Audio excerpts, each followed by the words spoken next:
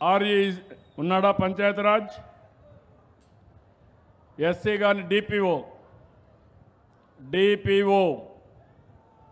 ఏమయ్యా జిల్లా బాగలేదు, ఏంటి కారణం? ఏం చెప్తావు? రా, జిల్లా బాగలేదు, కారణం ఏంటి చెప్పు. పైకి రా, నిన్నందరూ చూడండి. వాయిస్ ఇంటేనే లాభాలు చూడాలి. సార్ చెప్పు. నమస్తే సార్. గతంలో మనకంటే గ్రామ పంచాయతీ నుండి ఓన్ సోర్స్ రెవెన్యూ నాకు అవన్నీ కథలు చెప్పొద్దు సార్. ఇంప్రూవ్ చేస్తాం సార్. ఈ కాన్స్టిట్యున్సీ బాగుంది, రాష్ట్రం బాగుంది, జిల్లా బాగలేదు, అది నీ బాధ్యత. ఇంప్రూవ్ చేస్తాం సార్.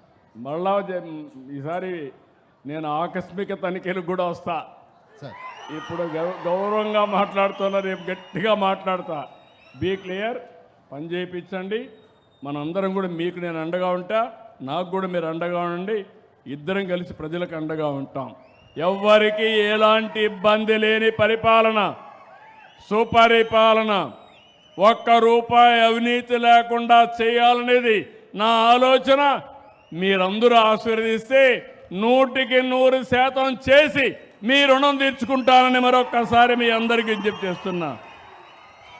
సారథి ఇక్కడే లైసెన్సులు ఇచ్చే మోటార్ వెహికల్ ఇన్స్పెక్టర్ ఉన్నారా? సారథి లేడా? లేడు. కలెక్టర్ గారు నోట్ చేసుకోండి, ఆయనకి ఇన్ఫామ్ చేయండి.